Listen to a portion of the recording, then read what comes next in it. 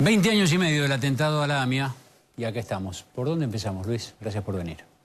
No, es un gusto. Bueno, no es fácil contestar por dónde empezamos. ¿Por dónde seguimos? ¿Por dónde se sigue ahora para ese reclamo de verdad y justicia?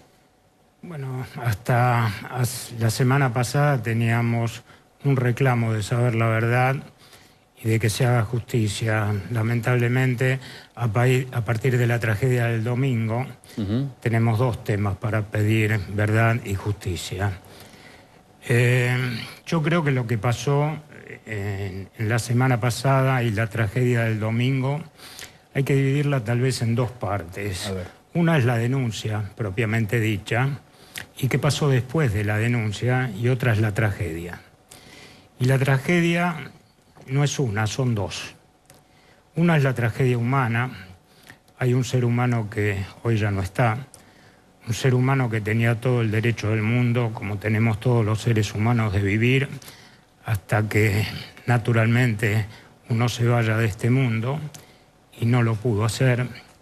Hay dos hijas que se van a llevar por toda su vida, dos adolescentes, dos niñas, que van a llevar por toda su vida el karma de no tener a su papá y de saber cómo se fue su papá.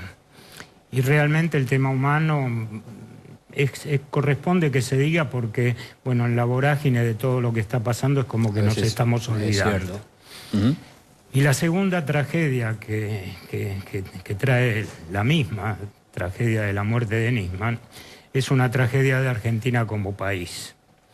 Si Argentina realmente hasta el domingo pasado era un país al que le costaba insertarse en el mundo porque el mundo ya nos miraba de una manera no muy racional.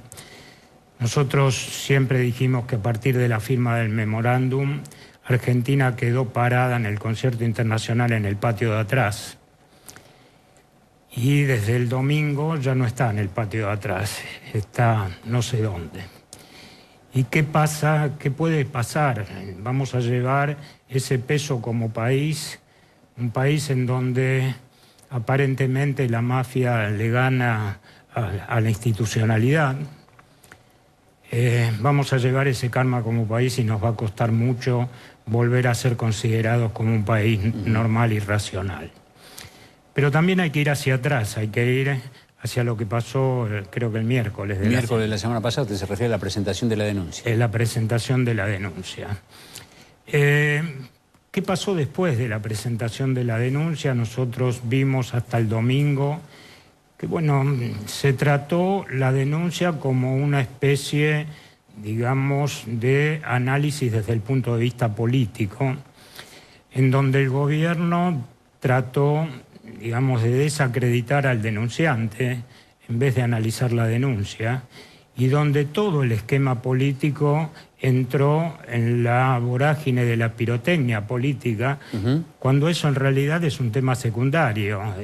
Uno no es ingenuo y sabe que la denuncia tiene un contenido político de una magnitud importantísima, pero bueno, acá no era cuestión de analizar una pulseada política, sino analizar una denuncia de un peso específico enorme. Y creo que se dejó de lado un poco la denuncia en sí misma y se privilegió el tema de tipo político.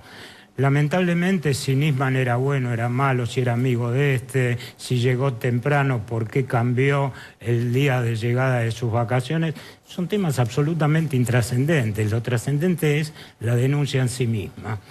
Y creo que el primer equivocado fue el gobierno cuando atacó al mensajero y no analizó el mensaje. Bueno, era muy conveniente atacar al mensajero para no meterse con el mensaje. Pero bueno, el gobierno dijo desde el primer momento que esto es falso, que dijo que es irracional, bueno, una cantidad de adjetivos enormes.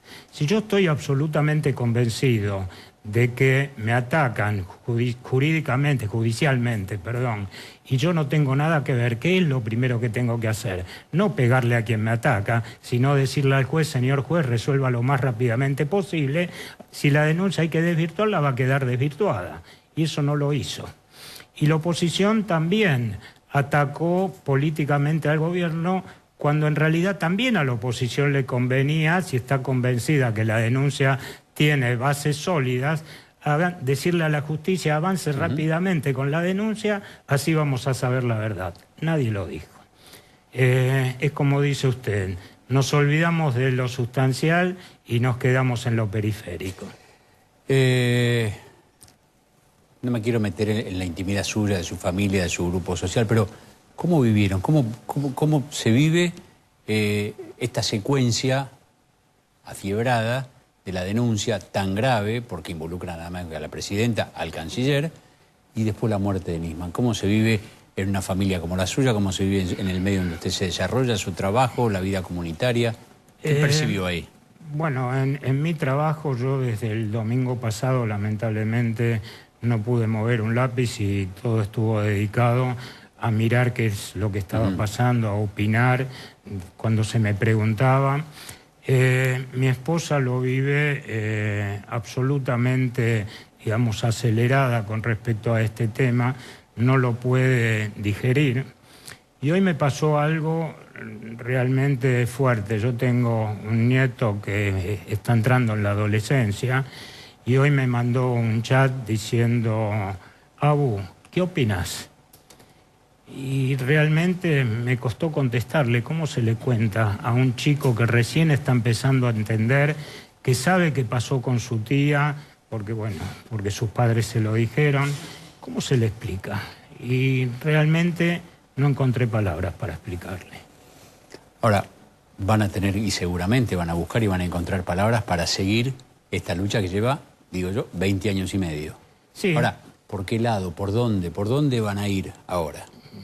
Bueno, en realidad es muy difícil analizar. ¿Es una cuestión individual esa o es una cuestión que lo tiene que resolver la DAIA, la AMIA, o es una cuestión del impulso individual o colectivo de los familiares, de quienes han perdido una... AMIA y DAIA son dos instituciones que tienen la suficiente autonomía como para manejarse. Yo no soy parte ni de AMIA ni de DAIA. Los familiares, yo estoy vinculado a algunos familiares que hace un tiempo atrás decidimos permanecer absolutamente prescindentes de cercanías o lejanías políticas.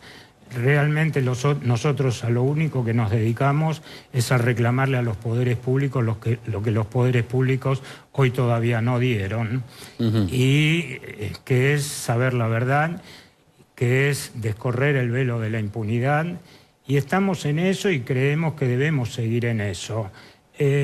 A mí se me preguntaba qué opinaba de Nisman y qué opinaba del trabajo de la Fiscalía. Y yo contesté, tanto como otros familiares, que veíamos dos cosas al mismo tiempo. Un trabajo racional, positivo y creemos sólido, y el no haber llegado al final. O sea, llegar al final es descubrir lo que pasó y acusar y poner en el lugar donde tienen que estar aquellos que algo tuvieron que ver con el atentado. Eso no se refiere solo a la Fiscalía, se refiere al Poder Judicial, se refiere al Poder Ejecutivo, se refiere al Poder Legislativo. Los poderes públicos están en deuda con los fallecidos, con los familiares y con la sociedad argentina.